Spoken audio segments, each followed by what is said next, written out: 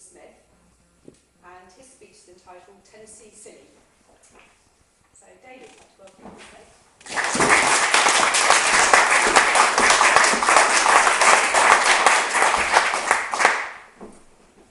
Madam Contest Chair, fellow Toastmasters and guests, this is a glimpse into the very wayward courtship techniques of an utter buffoon, me. I'm going to illustrate it with 3 cameos. When I was 19, I met a girl called Mary Lynn Seegers. She was American, she was over here to study for a year, and she was from Knoxville, Tennessee. 1. I recall a trip we made up to Castleton in the High Peak District. We were both at college in Sheffield at the time. Now, in midwinter, the road up to Castleton can be treacherous. As you get up to the high ground, it's desolate and bleak. It began to snow, little flecks at first, and then larger flakes. I switched on my windscreen wipers. Nothing, they weren't working. I'd recently bought the car at an auction. I liked the colour. I had to pull in. I jumped out, I lifted up the bonnet and had a look inside. I didn't know really what I was looking at because I didn't know anything about cars, but I thought I'd best make a pretense. I made some banging noises and then jumped back inside. I said something inane like electrics, carburetor, just nonsense words. By now we're in a bit of a fix. The snow was getting heavier. Then I had an idea. I've had an idea, I said. And Mary Lynn looked at me with a mixture of suspicion and incomprehension. I was an art student, and in the bag I got a bag of assorted things: acrylic paints, linseed oil, and string. Now I got the string, and we wound down the passenger seat window and fed the string out, tied it round one blade, tied it round the other blade, back in through my window. I gave both ends to Mary Lynn. There I sat. Pull! And she pulled, and the blade went this way. Pull! And she pulled, and the blade went that way. And it cleared the screen sufficiently for us to make it off the moors. 2. We went on holiday with a group of friends to Corfu.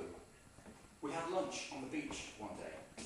Standard fare, bread, cheese, and sardines in olive oil. After lunch, people began applying suntan lotion, ready for a spot of sunbathing. Now, perhaps I'd taken on board too much ouzo, too much Retsina, but suddenly I had an idea. Basically, people were putting on suntan lotion, and I thought, why waste money on expensive suntan creams when you can use nature's own protection? So I gathered up the tins and jars that the sardines had been in and started flying. Now, why ever I imagined that covering myself in stinking fish oil would be attractive to my girlfriend, I really don't know. But it got a lot of laughs, although I suspect my friends were laughing more at me than with me. Just across the way, a group of Germans were engaged in derisive Teutonic sniggering, laughing at the mad Englishman. And then, wasp. Wasp.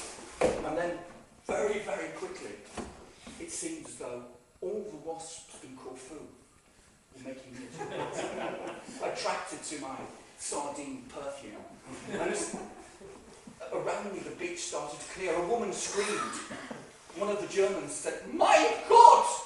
And I had nothing for it, but with arms flailing, I just legged it down the beach and hurled myself into the surf. And unfortunately, that's where I had to stay for the next 20 minutes. Just my stupid fat head bobbing above the waves. And as I gazed back to shore, I could see Mary Lynn looking back at me with a mixture of pity and incomprehension. 3. The Pyjama Jump is an event that takes place every year at Sheffield University Freshers' Week. The students' union hire a big nightclub in the city, and they hire a big live act. This particular year, they booked Slade, the band Slade. Not by this stage the mega 70s pop band straight in at #1, but still a big draw on the live circuit, a good rocking act. And Pyjama Jump is so called because the girls for the evening wear their boyfriend's pyjamas, and the boys, if they wish to, wear their girlfriend's nighties. On the evening, Mary Lynn looked fantastic because I have extremely good taste in pyjamas. And I, because of Mary Lynn's excellent taste in nighties, looked preposterous. a look not helped by the fact that she made me wear a feather boa, a yellow feather boa. But she insisted that I wear that. The nights went well. Slade were due on stage at about 10 o'clock.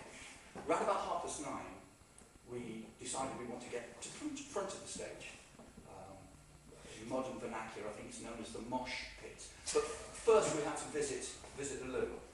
But the place was packed, way beyond permissible fire regulations. Even the gents' loos had queues. So I said, we'll not do that. Let's find the staff toilets. There won't be queues there. And so we found ourselves adjacent to the stage. We pushed the doors and suddenly a door opened. We were in the corridor.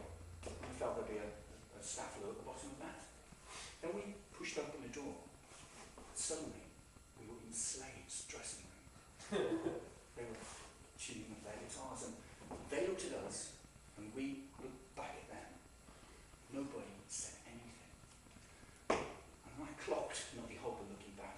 I could see him thinking, now, these are the sort of groupies we don't want. She's okay, but who's that weirdo in the next job? And I swear this is exactly how it happened. We went up and Noddy Holder, Dave Hill, the other one, the other one. And then we walked back. And as we walked back up the corridor, the irony of the situation occurred to me.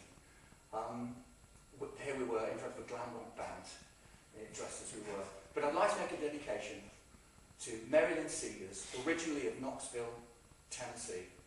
I dedicate this silly story to you for the very happy year that we spent together when I was a young man.